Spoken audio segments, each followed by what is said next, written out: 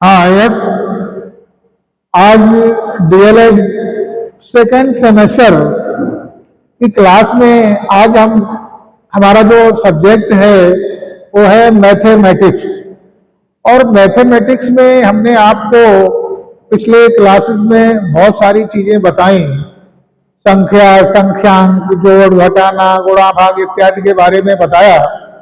और आज की कक्षा में हम आपको भिन्न के बारे में बताएंगे कि भिन्न क्या होती है। तो देखिए, सबसे पहले भिन्न शब्द अंग्रेजी भाषा के फ्रैक्शन शब्द, भिन्न जो है अंग्रेजी भाषा के फ्रैक्शन शब्द का अनुवाद है। ये कौन सा शब्द का? फ्रैक्शन शब्द का। ये आपको ऑब्जेक्टिव में भी पूछे जा सकते हैं कि भिन्न का जो है अंग्रेजी किस भाषा से बना हुआ है। तो ये आपको उसमें कई सारे ऑप्शन दिए होंगे, समझे? तो ये फ्रैक्शन शब्द का अनुवाद है जो लैटिन शब्द फ्रैक्टस से उत्पन्न हुआ है। किससे उत्पन्न हुआ है? फ्रैक्टस शब्द से। और किससे बना है? और फ्रैक्शन से। तो इसको हम क्या कहते हैं? अंश बटा हर, यानी भिन्न शब्द अंग्रेजी भाषा के फ्रैक्शन शब्द का अनुवाद है जो लैटिन शब्द फ्रैक्टस से उत्पन्न हुआ है।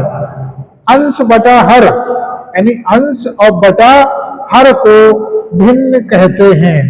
अंश बटा हर को भिन्न कहते हैं। अंश को रेखा के ऊपर, यानी कोई रेखा बनी होती है किसी अंक के नीचे या ऊपर है, तो अंश को रेखा के ऊपर, जो अंश है हमारा वो रेखा के ऊपर की ओर लिखा होगा, और हर कहाँ लिखा होगा? वो रेखा के नीचे की। तो वही चीज लिखिए, अंश को रेखा के ऊपर की ओर तथा हर को रेखा के नीचे की ओर लिखा जाता है।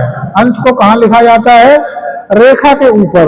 और हर को कहाँ लिखा जाता है? रेखा के नीचे। अंश को रेखा के ऊपर लिखा जाता है और हर को रेखा के नीचे लिखा जाता है। तो हमने वही लिखा यहाँ, भिन्न बराबर अंश बटे हर। भिन्न बराबर अंश बटे। अब ये वही रेखा है, ये जो रेखा हमने बनाई है ये वही रेखा है जो हमें अंश और हर का बंटवारा करती है। तो इस रेखा के ऊपर वाले भाग को हम क्या कहेंगे?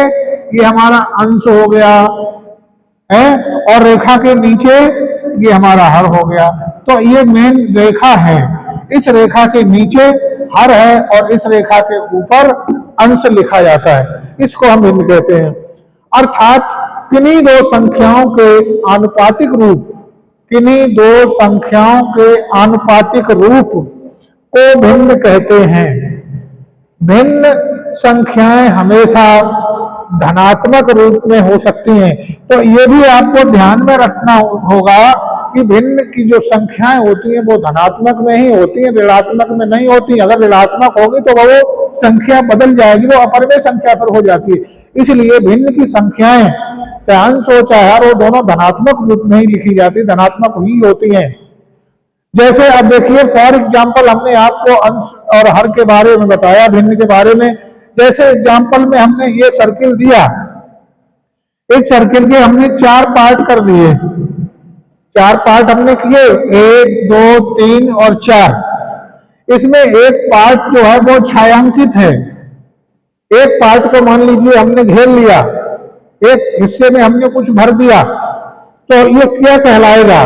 तो हम इसको भिन्न के रूप में लिखने के लिए 1/4 यानी 1/4 लिखेंगे। क्या लिखेंगे? 1/4।